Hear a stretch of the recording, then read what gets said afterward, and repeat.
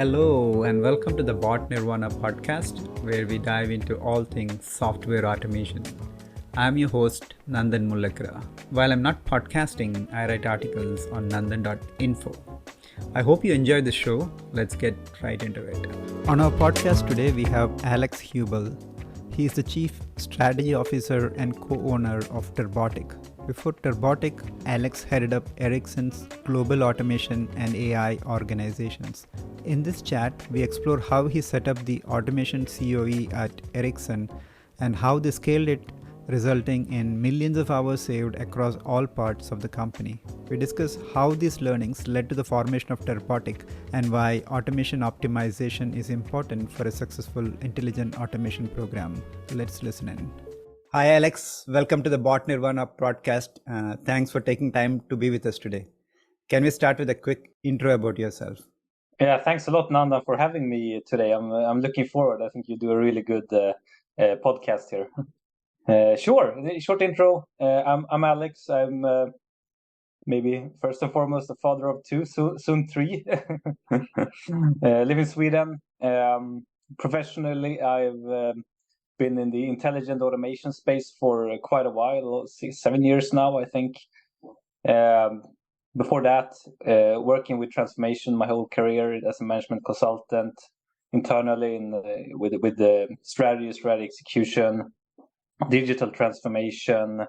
I've been a kind of entrepreneur doing inception of intelligent automation.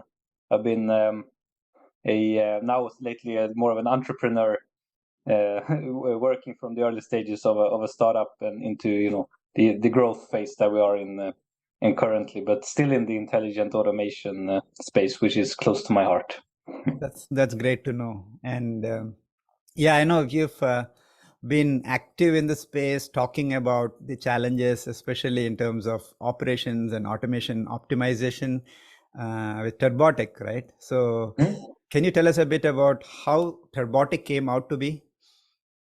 So we were running intelligent automation at, I would say, a very big scale at the Swedish telco giant Ericsson for many years, and and at that point of time, Theo is the CEO of Ericsson of Turbotic.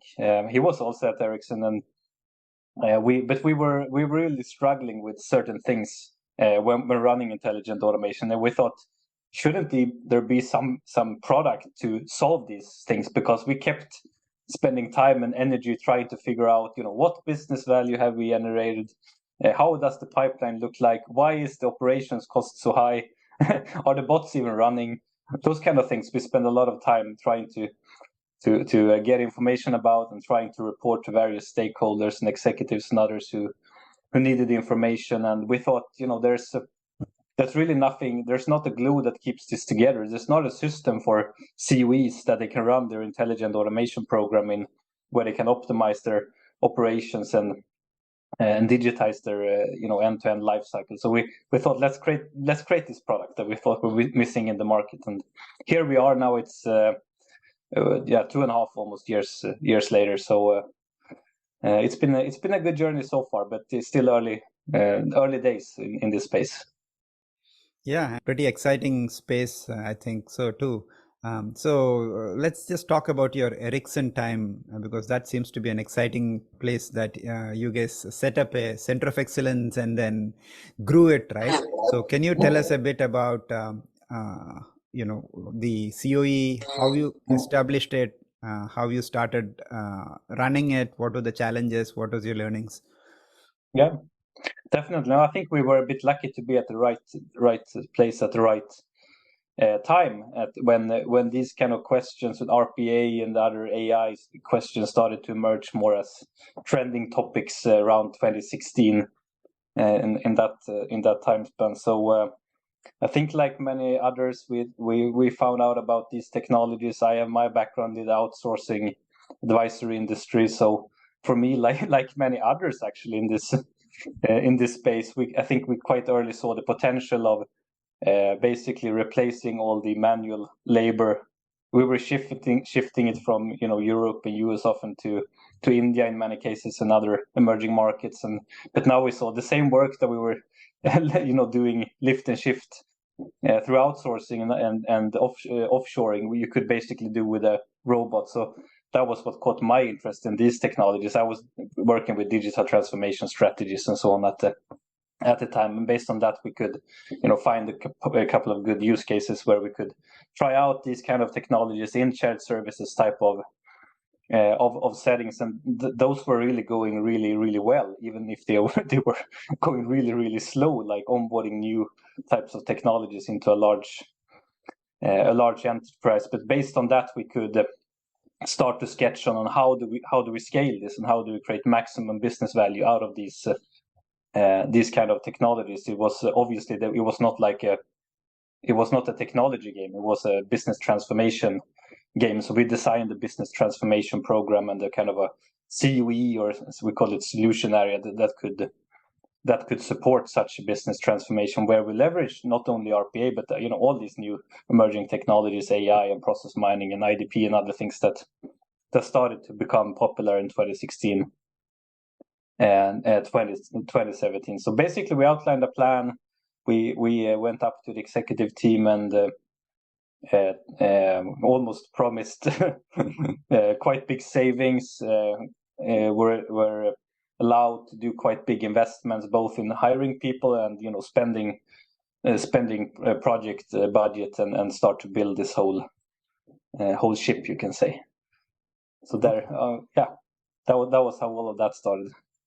Oh, okay. Excellent. And so, yeah, my background is also outsourcing. I used to go on the vendor side. I was at Fujitsu, and we were doing outsourcing. And how I got interested in this space is also through understanding that there is leverage in automating things and not just outsourcing, because that was offshoring was getting it was something everyone was doing, and as well as it was getting a little bit more costlier, and things were not as much saving as earlier. So, and you could control it better. So yeah, so that's an interesting we have some similar things. So as you established this center of excellence, I don't know, you called it by some other name, I think Solution Space or something. What is it? We call it solutionary because we had to fit into the common methodology that were existing within Ericsson at that time. So yeah, we created a new solution area basically, which was basically a big team in IT that is owning some technology area end to end. Yeah, and so that also shows these terms are not important. Like people are stuck on center of excellence. So the idea is that there is a group of people who are focused on making automation better. Exactly. Automation, doing automation as an expertise for the organization. So as you established the center of excellence, you went to your management with the benefits. How did you do that? How did you pull it off? And what was your learning as you went through it? Did you actually achieve this things that you promised? And how did that progress? No, I mean, it sounds very simple, but obviously there was a lot of politics around those kind of things. But we managed to get a slot at one of these like executive for us top 200 where we could present this and say, hey, we can probably do huge savings with this. We didn't really know. We only did a few bots, but that caught a lot of interest and enough like focus, and so we could invest, and we politically established this within IT to avoid turf wars, so that the CIO had kind of a piece of the cake here, and could drive this with the overall like IT digitalization strategy. So, but I think the lucky thing when we started more from a business perspective, more from a transformation perspective, not from an IT perspective, I think in hindsight was that we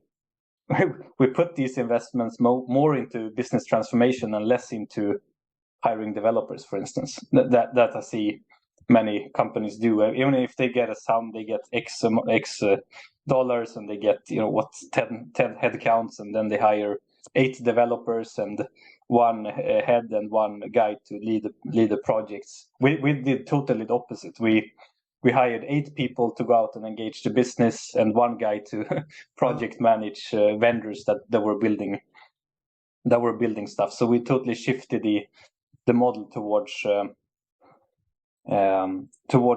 being close to the business and like embedding these capabilities as a strategic transformation capability in all the functions and all the business units that there was. And in that way, we could have like discussions on much more senior discussions, and we could, instead of doing like small projects somewhere, we could say, hey, let's go down to this center where we know we have 1,000 people doing manual work. Let's map all the processes that they are doing, and let's come up with a bigger transformation plan on how to kind of automate, not all, but vast part of that work. So and when you do that, after a while, then you get good business cases. So then it's not so hard to get funding to actually bring in developers, be it internal, hires, or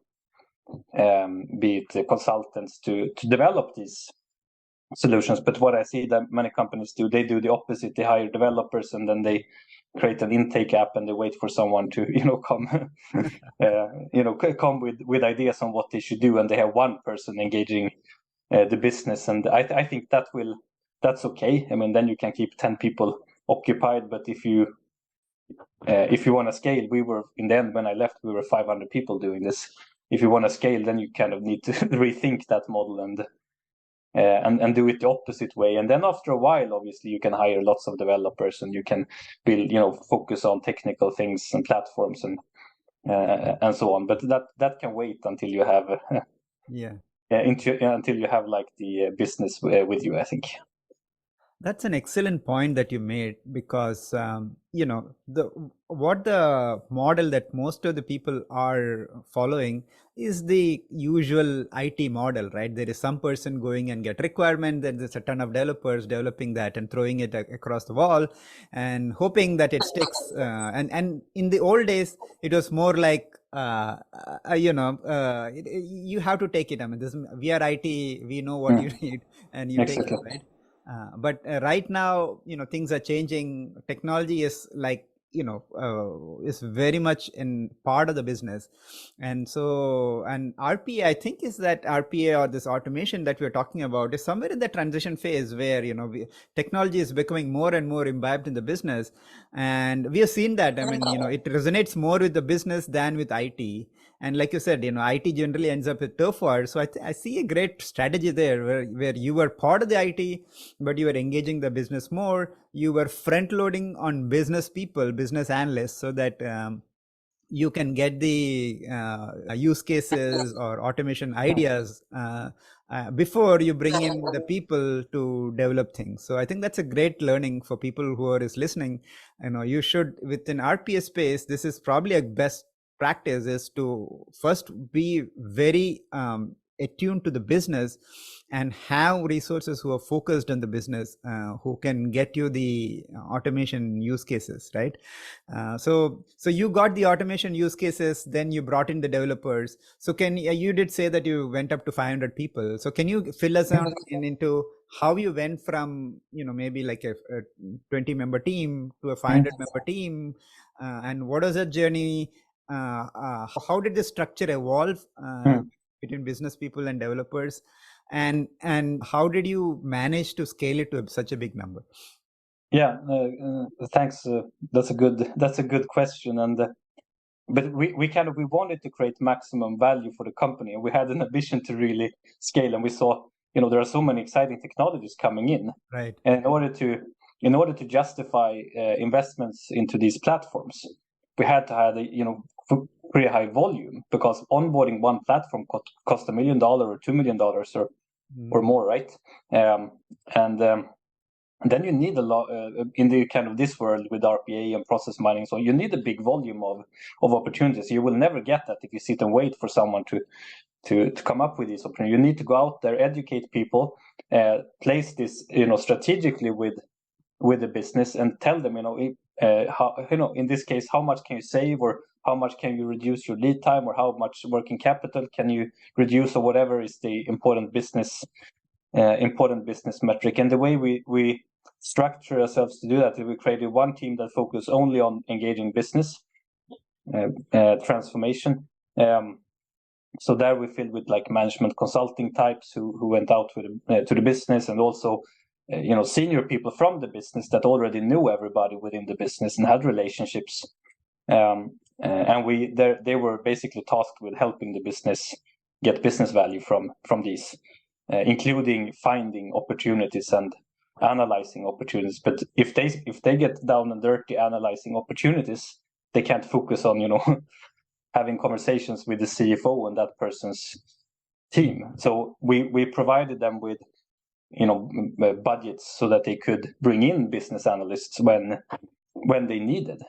You might not need 5 business analysts always, but when you have a big project, say, hey, now we need to go down to India or Bulgaria or something and look at all these processes, then you need that. So then we could bring in people with budgets, and then we had another team focused on building, more like a traditional operating model. The technical things. How do you build bots that are stable? How do you build bots in 2 weeks instead of 10 weeks? How do you operate these bots? How do you manage your different platforms and so on? And they were focusing on what is traditionally done in a COE, basically building and operating bots. And then we had a third team, I would say, different programs who were only looking at emerging technology. So they were tasked with finding new emerging technology, setting up to kind of proof of concepts, and finding out, okay, what's the best model to use to scale these technologies. So while scaling RPA, for instance, we set up these kind of programs for machine learning and for IDP and for process mining and so on. So we had multiple of these programs running in like an inception phase while scaling RPA, and after a while all of them became like ready. So then we embedded them into the overall operating model. We gave these transformation guys a bigger portfolio to sell to the business, and we hired more like skilled IT project managers and so on to actually build these solutions and use these products to create value. So that is how we did that. And after a while, even if we started with RPA, that was in 2016, that was 100% of the whole business, so to say. Maybe in 2021, it was 10%. So that is also, in that way, we could basically scale a lot of different technologies and combine them into hyper automation early on. But one key aspect on how we could do that, because this obviously cost too much. If all of this would have been taken on the CIO budget, it would never have happened. So we were totally dependent on this transformation team finding money in the business continuously. So each and every project was business funded, and then we did some smart subsidized, like operating bots. We made free so that no one got the idea that I should also operate bots. No, we do that for free for you. It's better. Otherwise, you get these islands of smaller COEs that is not scaling. So we avoided that by playing with the financial model, but allowing the business, they could invest 100 million or 10 million or 1 million. They could invest how much they wanted, and then we could scale indefinitely since we had vendor contracts. So if we wanted a team in Japan starting next week, we could get that from the vendor. But if we would have hired everybody, all developers and so on, we could then you can't scale that fast, and you need to hire people and manage it. So we always had vendors supporting this journey, but not with the strategic roles, but just with the operational roles of building bots and analyzing processes and so on. Okay, excellent. And so I just wanted to double click on that organization that you had. So you had 3 teams there. So one you're calling the business transformation team, which had the management consultants, and were the BAs also part of that team, or were they part of the operations team? The BAs were more like in a shared pool, so they could be bought by this transformation team, but they could also be shared and across the different engagements that we were Okay. that we were running. So yeah, there was and over time we started to build up a quite big, then after a while, lots of the BAs and developers, they were in-house. Okay. Which worked fine, so to say, but they were more, allocated to different projects or different engagements or different programs for shorter or temporary time limits, while these other, the transformation, they were the kind of key account managers for the different business business units, you can say. Yeah, so you actually had like an account managers who were the management consulting type, who were working with the business to get the automation processes as well as the budget, which would feed the developer, BA, project manager team, who were building the bots and churning them out. And then you also had a center of competences, I understand, where you were building competencies for machine learning and everything.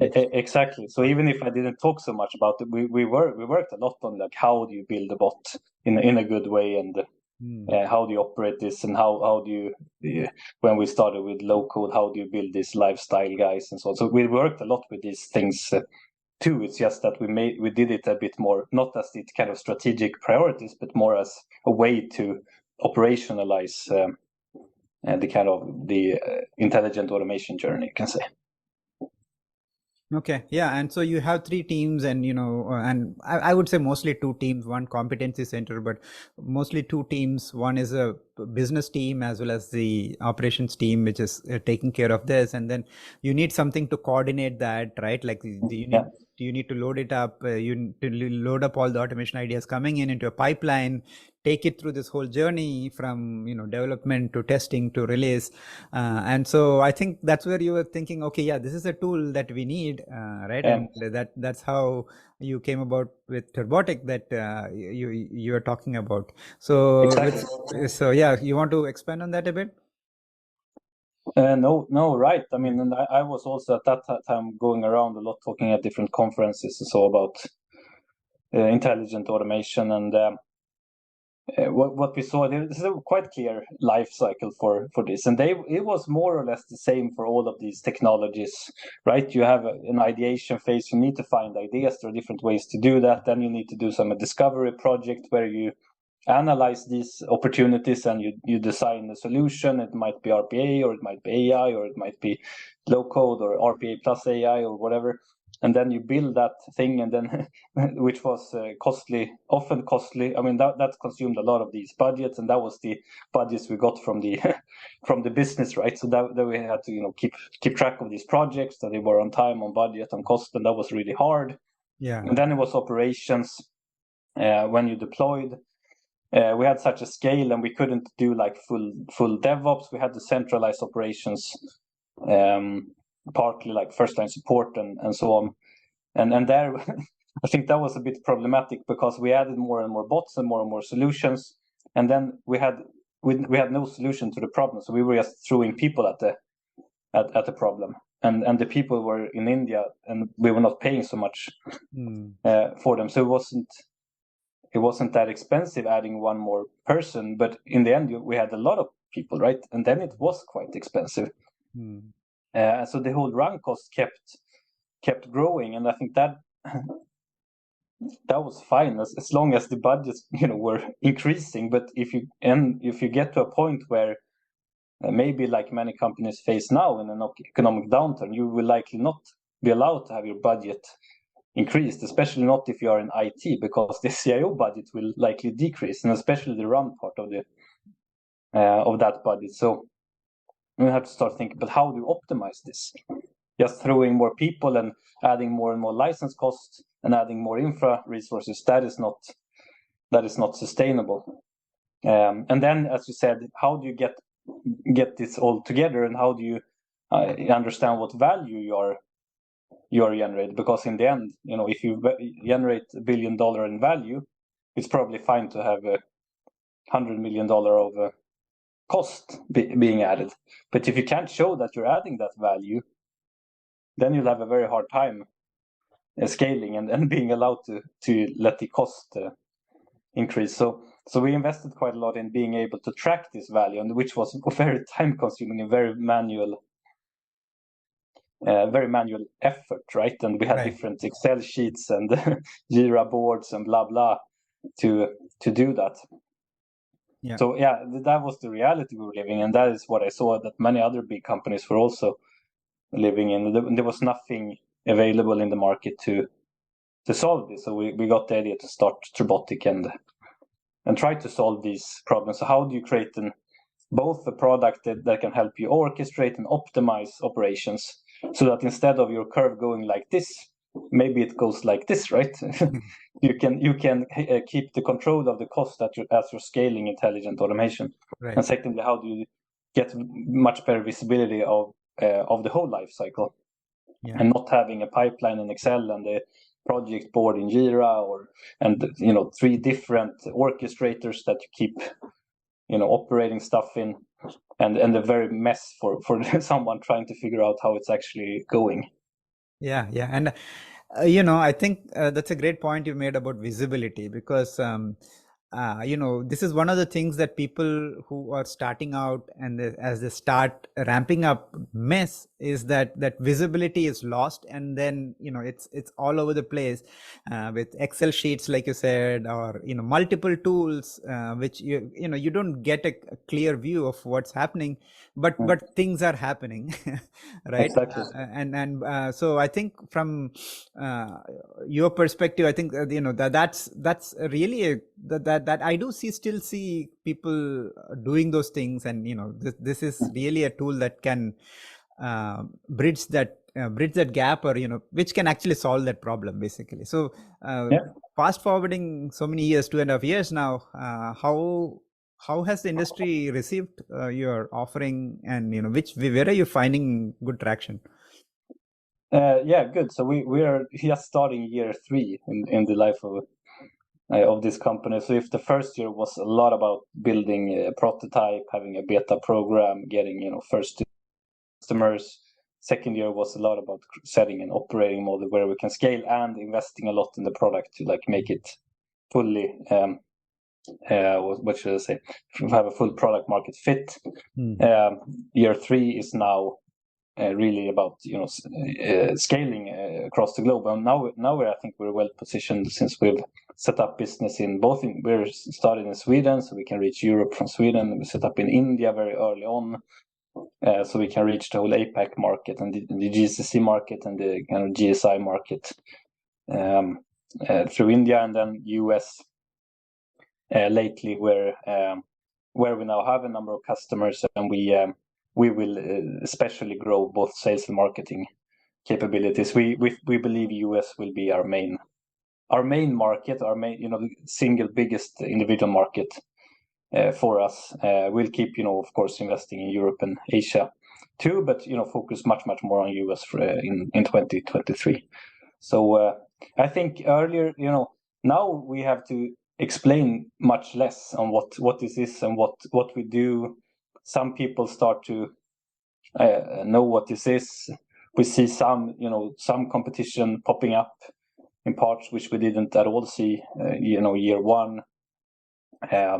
So the market is waking up. We also see some research agencies starting to write about this category. We are trying to kind of create a new category here, which we have decided to call automation optimization. Right. But others might call it orchestration or management and so on.